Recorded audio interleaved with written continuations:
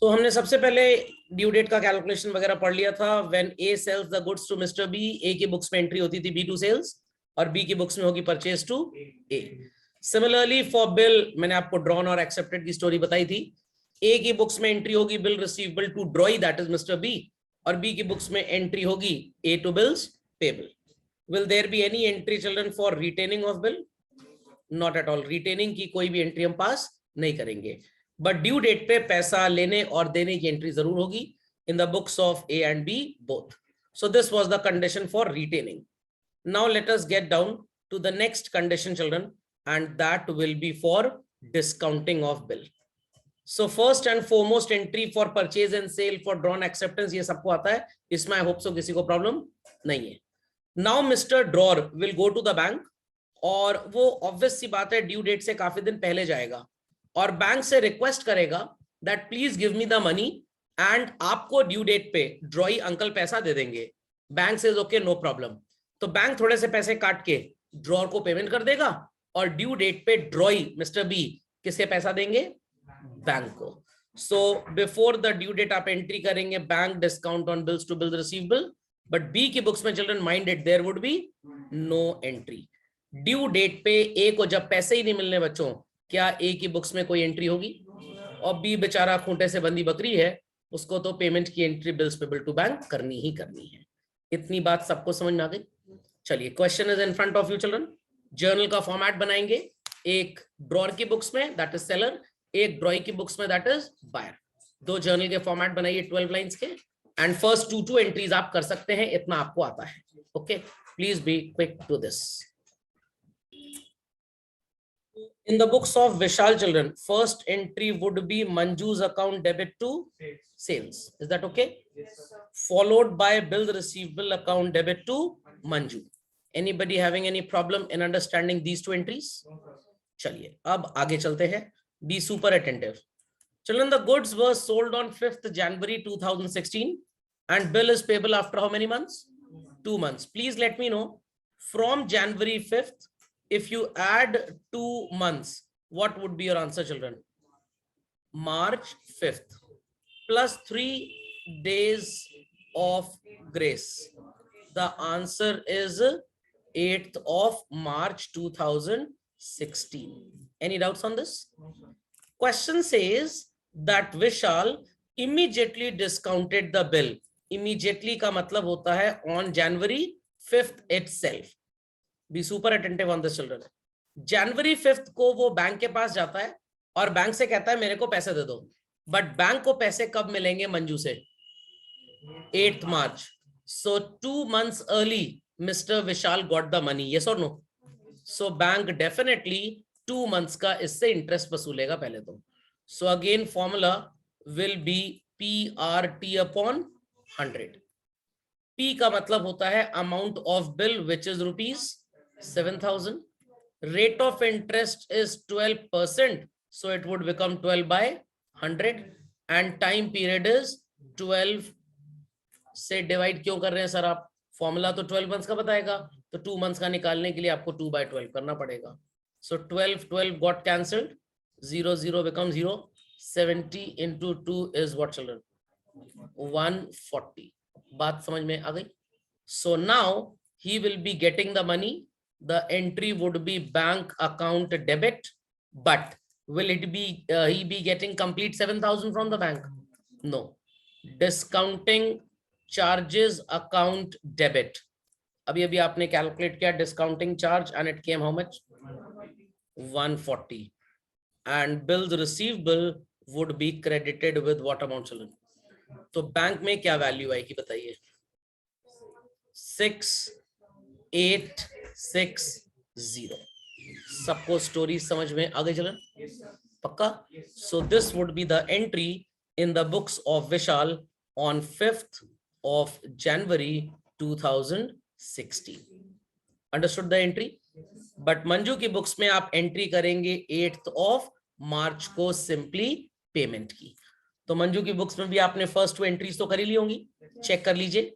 The first entry in the books of Manju would be purchase account debit to Vishal.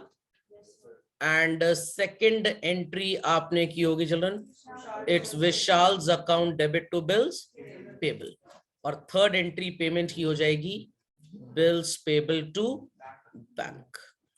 Any doubts? Many doubts? समझ में आ गया सबको? Please be quick to this. Complete. So let's proceed further and check out your entries are correct or not. So entries children, bank account debit, discounting charges account debit, two bills receivable. I hope so people have not forgot the habit of writing narration. Narration लिखना सबको आता है ना? ठीक, चलिए. In the books of Manju, first entry you have done purchase to Vishal, then Vishal to bills payable, and at last children what? Bills payable to bank. चले आगे. चलिए. Question number 7 children. It says A purchased goods from B for rupees 2,000 on 1st January 2019. He accepted a bill of exchange for the amount at 2 months drawn on him by B on the same day. 4th January, B got the bill discounted at his bank at 18%, and on maturity, the bill was duly honored. So is it said that Mr. B, the seller, has retained the bill? Is it said that he has endorsed in favor of somebody? Is it said that he has sent the bill to the bank for collection? No. What is being said? Bill is discounted. So I hope so. कर लेंगे आप तीनों entries as usual. Be super quick to this.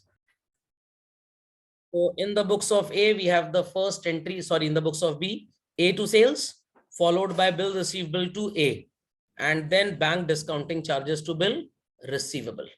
कैसे discount calculate किया? Same PRT वाला formula है, where P is the amount of bill, R is the discount rate जो 18% है, and time period जितने दिन पहले पैसा मिला, that is 2 months. And similarly in the books of A, the buyer, first entry would be purchase account debit to B's account, followed by B's account debit to bills payable, and at last bills payable account debit to bank. तो ड्रॉई की books में there is no choice, always he has the very same sequence. समझ गए सब लोग? पक्का? चलिए. Moving ahead children, moving ahead to the next composition.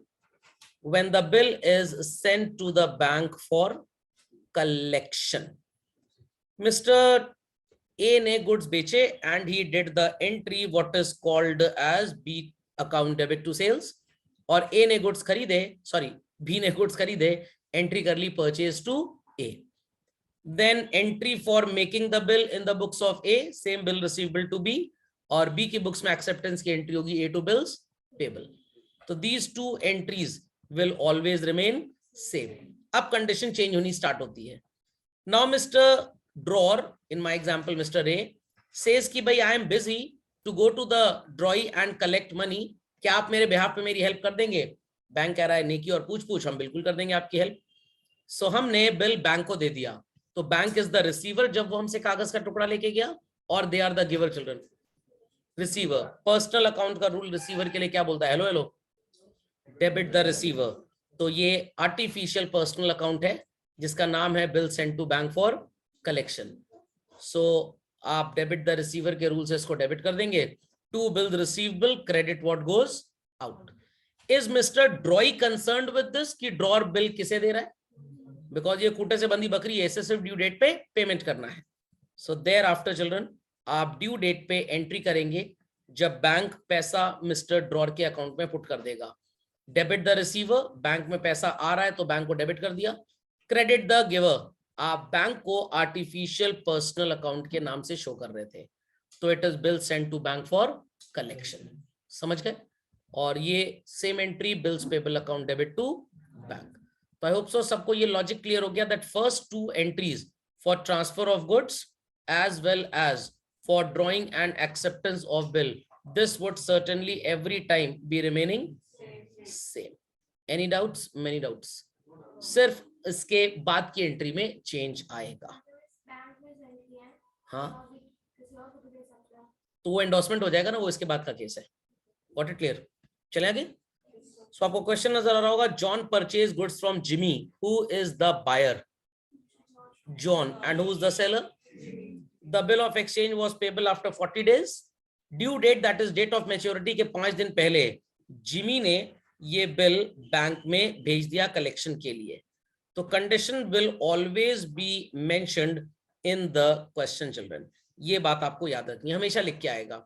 And if nothing is mentioned, आप simple plain vanilla flavor ice cream की तरह retaining मान लीजिएगा. Else question always आपको लिख के देगा. सुनाई पड़ गई बात? उसके बाद बैंक वाले मिस्टर जॉन के पास गए और जॉन ने पैसा दे दिया. बैंक ने ये बात जिमी को बता दी. Journal entries are to be done in the books of buyer, that is John, and seller, that is Jimmy. I hope so. First two entries people will be able to do it. Be super quick to this. Time allotted just 3 minutes. Be quick. Check out. So in the books of John, our first two entries क्या करेंगे? And in the books of Jimmy, आप first two entries क्या करेंगे? Let's see. तो Jimmy की books में पहली entry होगी John to sales and then bill receivable account debit to John. और जॉन की बुक्स में सबसे पहली एंट्री होगी purchase to Jimmy and second entry children Jimmy to bills payable. Is that understood well? Now 1st January को bill बना था, इसकी जरा ड्यू डेट कैलकुलेट कर लेते हैं. 40 डेज लिखा हुआ है चिल्ड्रन. जनवरी में टोटल फरवरी में टोटल कितने डेज होते हैं? 2016 इज अ लीप ईयर. 4 से डिवाइड करेंगे तो आंसर आपका 504 आएगा. डेसिमल में नहीं आ रहा तो इट इज एन आइडेंटिटी की ये लीप ईयर है. आई होप सो सबको पता है लीप ईयर कैसे पकड़ते हैं. डिवाइडेड बाय 4, डेसिमल में आएगा तो लीप ईयर नहीं है, नहीं आएगा तो है. Is that okay? पक्का. बट मैं ऐसे कैलकुलेट नहीं करता कभी भी, क्योंकि मेरे को याद है the year in which I was born 1980, that was a leap year. मैं बस वहीं से 4-4 साल जोड़ लेता हूँ हर साल. चलिए, सो 40 डेज है, यहाँ पे 29 रहे होंगे फेब में चल रहे हैं. 1 पास्ट, कितने बचे? 28. आप आ गए 12th ऑफ मार्च को, plus 3 days of grace. What's the due date? 15th of March. So drawee बेचारा जॉन 15th मार्च को पेमेंट करेगा. What will be the entry in the books of John on 15th March? Bills payable account debit to bank. तो ये खूंटे से बंधी बकरी है, इसकी बुक्स में तो कोई प्रॉब्लम नहीं है. सबको इतना समझ में आ गया? पक्का? कंफर्म? चलिए, let's continue further children. John की बुक्स में सब लोगों ने एंट्री कर ली कंप्लीट. आते हैं जिमी की बुक्स में. क्वेश्चन में लिखा था 5 days before the maturity of bill. तो due date was children 15th March. 5 days पीछे आ जाइए, 10th ऑफ मार्च. जॉन ने बिल को क्या किया? बैंक में भेज दिया कलेक्शन के लिए. क्या जर्नल एंट्री है बिल को बैंक में भेजने की children? Bill send to bank for collection account debit to bill receivable. And 15th March को बैंक को पैसे मिल गए. What would be the journal entry on 15th March, children?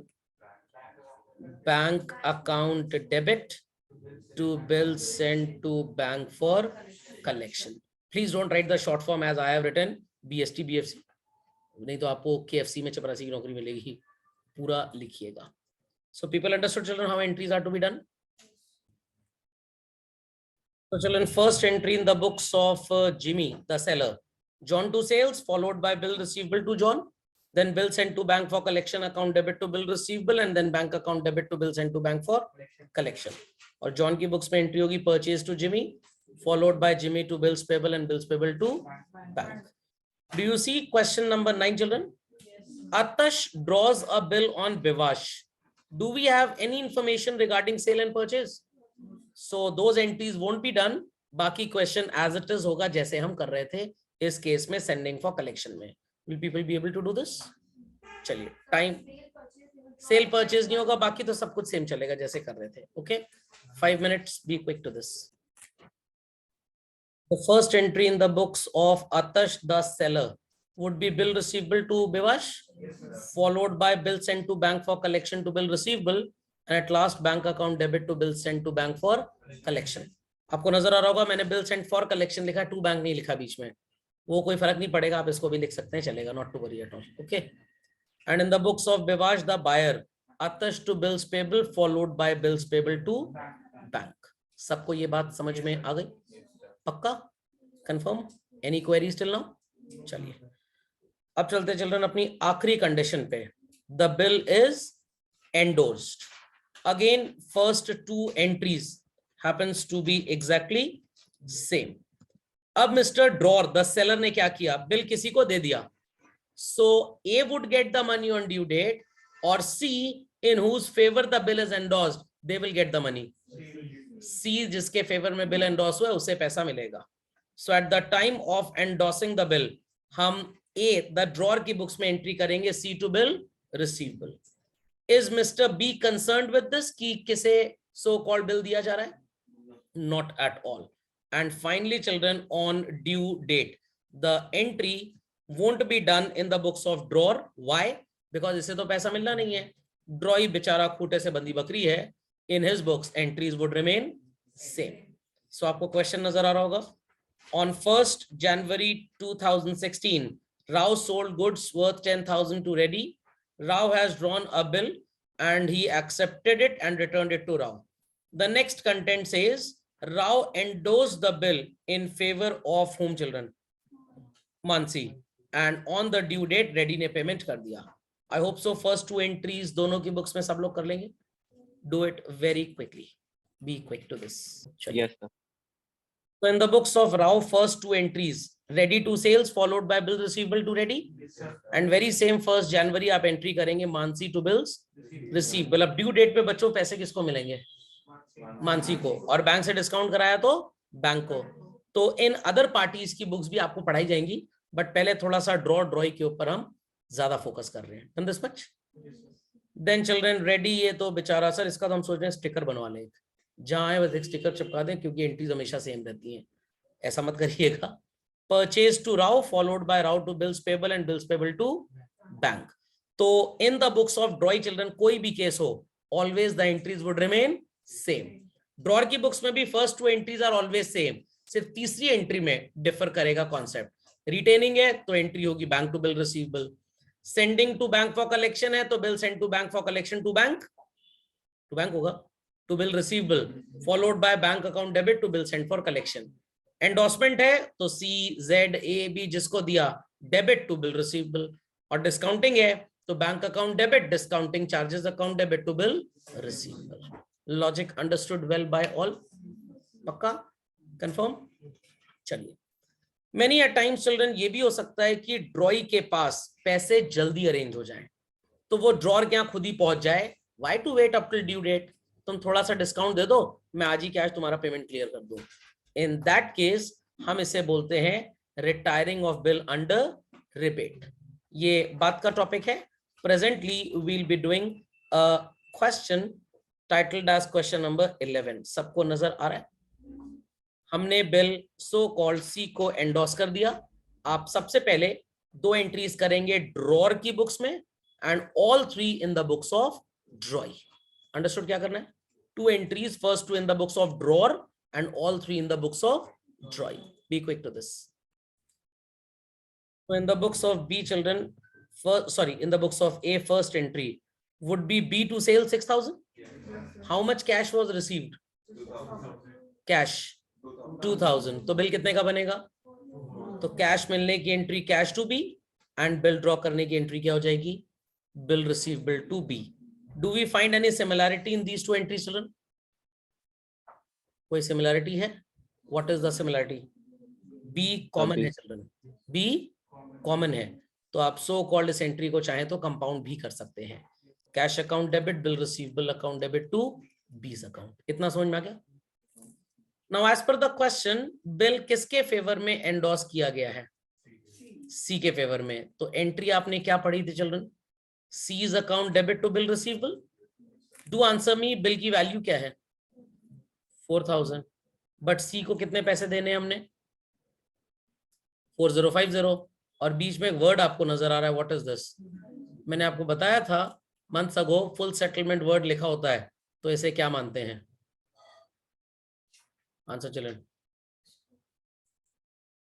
Ending with the letter T, starting with the letter D. Simple as that.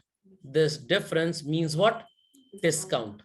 तो C को 4050 आपने देना है और 4000 का बिल देके हिसाब किताब क्लियर कर दिया, तो यू विल रिसीव डिस्काउंट और you will give discount. Answer 4050 उसको देने थे, हमने 4000 रुपए में हला भला कर दिया, उसका क्लियर कर दिया सब कुछ, तो हम उसे डिस्काउंट देंगे, वो हमें डिस्काउंट देगा, वो हमको डिस्काउंट देगा। तो इट्स एन इनकम और एक्सपेंस, क्या करेंगे, इनकम को क्रेडिट करेंगे। समझ में आ गया? Got it clear? तो सेम लॉजिक डिस्काउंट का है, पहले चेक के ट्रांजैक्शन में लगता था या कैश में, अब ये बिल में भी आ गया। Understood this? So now the entry for endorsement will be C's account debit with 4050, to bill receivable 4000, to discount received how much, 50 rupees। समझ गए बात को? Understood this? Yes, sir. Quick to this children। Logic understood? क्या ये discount वगैरह से ड्रॉई भैया से कोई मतलब है? उससे क्या लेना देना, वो तो गुड्स खरीदेगा, बिल एक्सेप्ट करेगा 4000 का और ड्यू डेट पे पेमेंट करेगा, काम खत्म। तो ड्रॉई की बुक्स में कभी भी स्टूडेंट्स गलती नहीं करते हैं, जो भी एरर होता है that is always in the books of drawer. Okay, be quick to this. Drawer की बुक्स में भी आई होप सो आपने फर्स्ट 3 एंट्रीज तो कर ही ली होंगी। अच्छा चलो, ड्रॉई की बुक्स में मतलब पहली purchase to A, then A to cash and A to bills payable. ये सेकेंड और थर्ड एंट्री में do we find any similarity? क्या कॉमन है? A is common, so we can do A's account debit to cash to bills payable। और finally due date क्या होगी देख लेते हैं क्वेश्चन में। 1 जनवरी से चिल्ड्रन 3 मंथ्स काउंट करके बताइए कौन सी डेट आएगी। 1 अप्रैल प्लस 3 days ऑफ ग्रेस, 4 अप्रैल को ये खूंटे से बंधी बकरी पेमेंट कर देगी और एंट्री क्या हो जाएगी, bills payable account debit to bank. Logic समझ में आ गया? चलिए, सो आज के लेक्चर में इतना ही।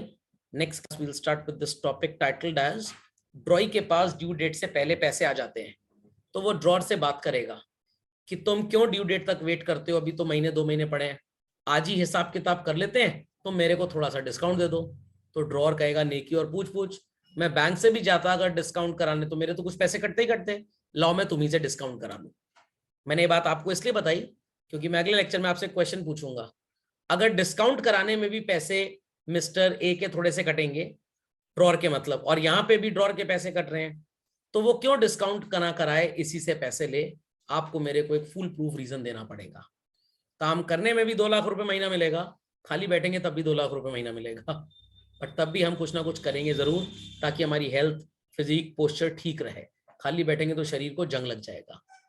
तो यहाँ पे retiring of bill under rebate का मतलब ड्रॉई भैया विल गो टू ड्रॉर भैया एंड वुड से कि बिल की ड्यू डेट तो 2 महीने बाद है, क्यों ना आज ही हम पैसे का लेन देन क्लियर कर दें। 10,000 का बिल है, मैं 9900 तुम्हें देता हूँ, 100 रुपए मेरे को डिस्काउंट दे दो। ड्रॉर ने क्या सोचा, मैं बैंक से भी जाके अगर पैसे लेता तो बैंक भी पैसा काटता, और यहाँ भी पैसा कट रहा है, तो क्यों ना मैं इसी के साथ डिस्काउंटिंग करा लूं, which is known as rebate of bill under rebate. क्यों ऐसा करने से ड्रॉर को फायदा होगा, ये आप आंसर अगले टर्न पे लेके आएंगे। Got it clear? कॉन्सेप्ट समझ में आ गया सबको? चलिए आंसर ढूंढ के लाइए।